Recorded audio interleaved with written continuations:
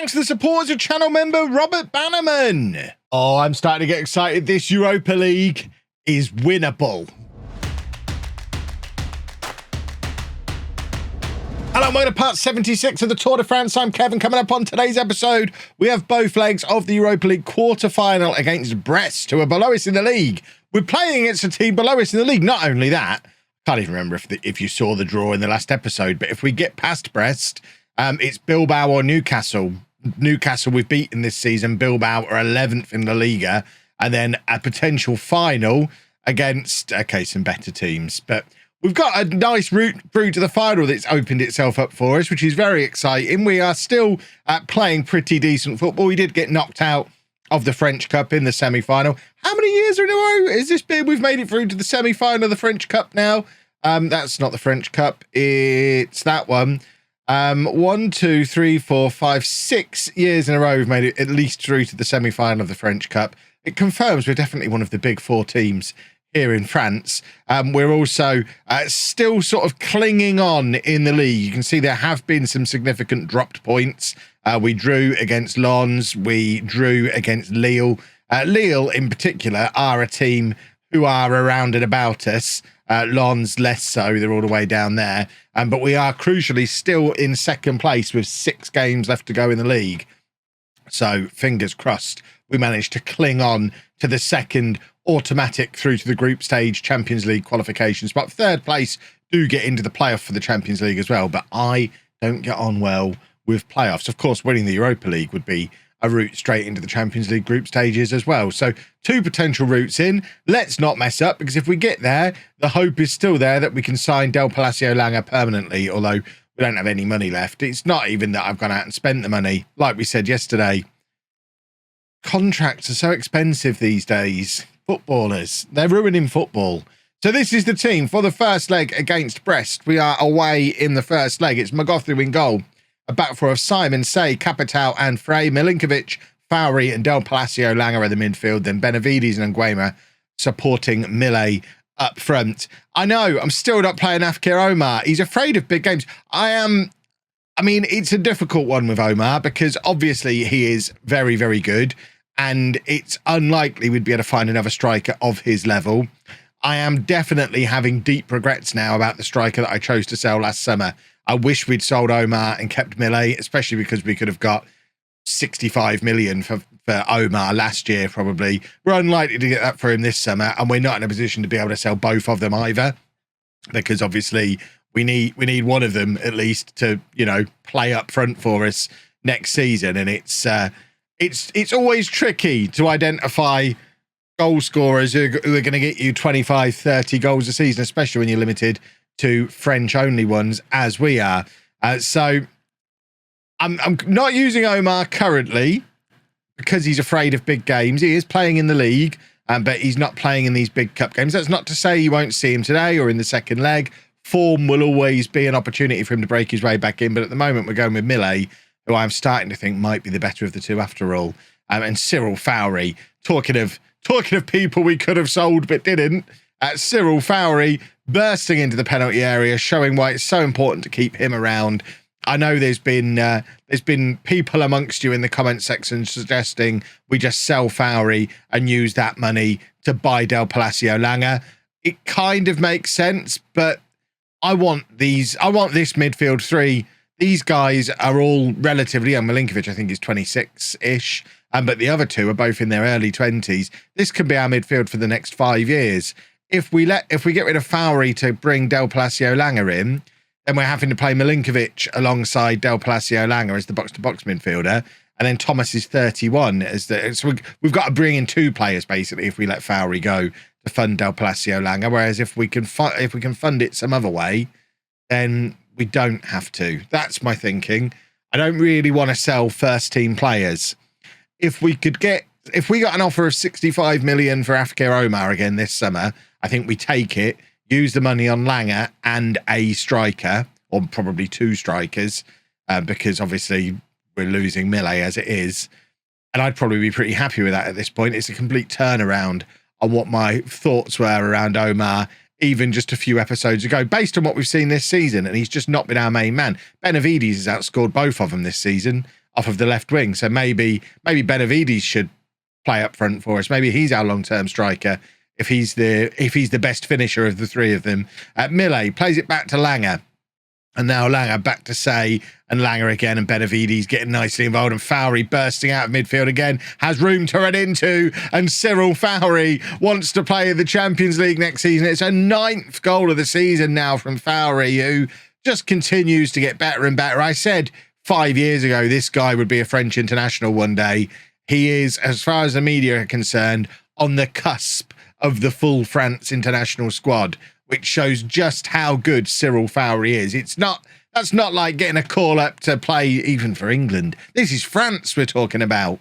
And Fowry might be the first player currently at the club to get a call up into the French full national team, which would be awesome. And another sign of the progress we're making as a club. Nguema now. Beautiful pass over to Benavides, cuts it back to Millet, and Millet really should be doing a little bit better there. He kind of got in Langer's way as well. But there's Frey, who just hits it straight into the defender, and the move slips away from us. And now Nguema to Milinkovic, Frey. This is, I mean, we're playing very, very well against a team only a couple of places below us in the league, but we're showing we definitely want to win this trophy this season. Frey, if he can find that cross, Millet and Benavides will both be lurking. Frey dances into the area. There is Millet back to goal, unfortunately. And Nguema also back to goal. Can somebody just face the right way and kick the ball really hard towards that net? Frey, I mean, he was going to try and do it, but just as he was pulling his foot back for the swing, the foot gets taken out from under him. I think it is a penalty, and this could be a first half hat-trick for Cyril Fowry, who should be switched over to take the penalty, as he is on a hat-trick. He is, and he scores. It's 3-0 before half-time in the first leg, and Cyril Fowry, the enemy of the comments section, has a hat-trick from box-to-box midfield. That's, I like that. That works for me. 3-0 to us, and we are looking good. Newcastle also looking good, and of course, we know we've got Newcastle's number. We've beaten them already this season quite comfortably. I think it was 4-0 away from home. We beat Newcastle back in the group stage. So to see them 1-0 up over Bilbao is encouraging. We'd like to think we can beat Newcastle again. We've done it twice already this season. Did we beat them in the second time? I think we've beaten Newcastle twice this season. It might be a win and a draw. Either way, we're ahead on aggregate. Obviously, Nguema knows what side his bread's buttered, and he's rejoining us permanently from Newcastle, having never played a game for him, because he knows Tour is where it's at, and that could be a semi-final against a team we know we can beat, with a European final on the line. And Nguema plays it forward for Millet. Millet is in, and despite the goalkeeper getting his fingertips to it, Millet's hit that so hard that it's 4-0 to Tour. And this is easy peasy now. We're 4-0 up.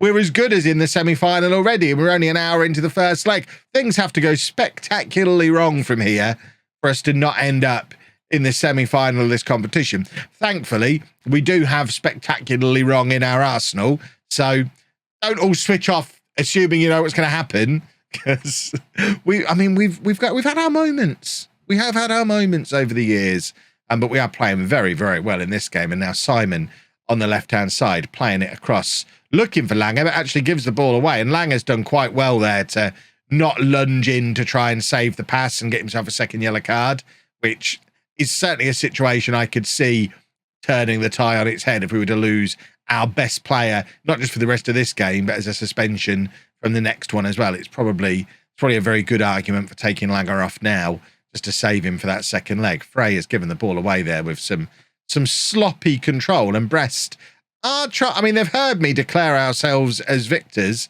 and have decided they're going to come out and try and make me look like a silly goose, and I really don't care for it, but they do have the goal back. I think that was offside. Referee, get your finger in your ear and have a little look at this one. I think that's going to be disallowed, because he looked offside to me, and it has been disallowed. Good work, referee. I always rate referees. They're very, very good. And we don't need to look at the replay. We trust referees around here. Right, we are going to take off Langer, mainly because he's on a yellow card. Forget the fitness.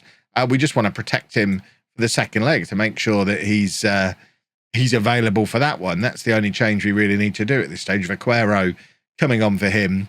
And then probably Frey and Millet will be the other two changes with about 10 minutes to go. Just just to freshen everybody up nicely, although Capital is struggling as well. But Frey's an easy one, so we can bring Gonzalez on for him. And then we might, we'll just take off on Nguema, bring on Omar. Millet can be the one who gets to play out of position. Omar's here next year. We'll force Millet to play out of position on the right-hand side. But for now, we're just going to enjoy that. Look at those match stats. It's not been a 4-0 match at all, but we've just got the better finishers. And it shows once again, this is what happens when you invest in these young players who are good at scoring goals. Lovely old stuff. Newcastle actually ended up losing that first leg. So it might be mid-table La Liga Bilbao that we face in the semi-final. Either way, we're not afraid. We're going to go and play Nantes off camera. And then we'll be back for the second leg. Nice, easy win in the league against Nantes. Afkir Omar coming back into the side. He's been our league striker and is scoring goals. Millet's scoring goals in Europe. What a perfect squad rotation situation we're in. But back into this second leg, obviously Millet comes back in because he's been our European striker. We do have a worrying injury. Capital is going to be out for the next 3 to 4 weeks with a groin strain. He has been so incredibly important to us this season, not just defensively, but with his 9 goal contributions as well, 8 man of the matches. There were question marks over this guy when he signed. A 7.68 average rating is another example of why you really shouldn't read too much into these attributes. Some people were getting very upset in the comments section about the heading, the bravery, the composure, some of these numbers that aren't where you would necessarily look for them to be if you were being a little rascal using a player search with your little filters. Well, that indicates that it doesn't necessarily matter. I've just noticed he emerged at Sevilla as a 23-year-old. I guess that's when we added the Spanish leagues. Love it when that happens. But this is your team. We've got Bertrand coming in for him. Otherwise, I think this is the same team from the first leg, slightly different to the one we played in the league, but near enough. And we're 4-0 up, so fingers crossed. We are about to cruise into the semi-final of the Europa League. We are keeping an eye on the Newcastle Bilbao game as well. Bilbao 2-1 up from the first leg, I think. And we, assuming we get through, which we should, we face the winners of that tie. I don't care which one comes through, really. We know we can beat Newcastle, and Bilbao are a mid-table side. I'd like to think we should be capable of beating either of them. And then it's just about who we're going to get in the final. And I am a little bit more afraid. Premier League teams are always scary. And then Inter and Bayer Leverkusen, also bigger clubs than anybody on our side of the draw. Oh, look at us upsetting the Newcastle and Bilbao fans. They know it's true. I'm sure they know it's true. But yeah, it certainly looks like the other side of the draw is a little bit more heavyweight than ours is at the moment. I guess we'd be hoping for West Ham to beat Inter and then, I don't know, Everton to beat Bayer Leverkusen, I guess. I mean, it's difficult without knowing what the Premier League looks like 10 years in the future. We haven't really had a look. So Everton and West Ham might be great. I know there are some saves I've played in this year where Everton in particular become really good. The network game, as one example, with my Keverton team, but also without my help in the Leamington save that we play over on Twitch, the continuation of Non-League to Legend. It's still going over on Twitch most afternoons. That's terrible from Magothu. Everton got a tycoon takeover from Chris Kamara, of all people, and are the best team in the Premier League 20 years in the future. So Everton might be doing all right. I cannot believe what we've done here, though. Magothu, I mean, it's completely his fault. We do these little passing triangles with our defenders, our defensive midfielder, our goalkeeper. We do them a lot, but there was no pressure on Magothu there. It's just a poor pass into the path of the on-rushing player, and we are now 1-0 down in the only real highlight of note in the match so far. We don't need to worry because we're still so far ahead on aggregate, but it's not ideal to lose a football match when we're in a Champions League push, because obviously we want that momentum. Manktelo's going to come on and we're going to get a few minutes out of him, though. We're not making substitutions to try and go on and win today's game. We're just really trying to protect fitness levels, get another 20-minute spell into Manktelo, who is hopefully going to get more and more game time next year with the departure of Millet. We talked about it a little bit in the first half of the episode. But at the moment, the plan is for Manktelo to become one of the regular, like first off the bench options. Benavides can slip into the old Millet role of being the starter on the left wing, but also first reserve to play up front. And that means Manktolo is going to get a lot of game time in the way that Benavides used to when he was playing that understudy role on that, in the same way as he was when Millet was still the man. That's lovely work from Manktolo, and he's got an assist in the Europa League. If that's disallowed for offside, I'm going to be very cross. We've got a young player we're trying to develop here. Come on, referee. Let Manktolo have it. And they have, and it's lovely work from him. He plays a slightly different role to anyone else we've used on this left-hand side. We normally play an inside forward. Manktolo not really capable of finishing, but he's quite the creator. So he plays as an inverted winger, and he's cut inside there, played the ball beautifully through to Millet, and it's 1-1 now. And if we could grab another goal, that would be super.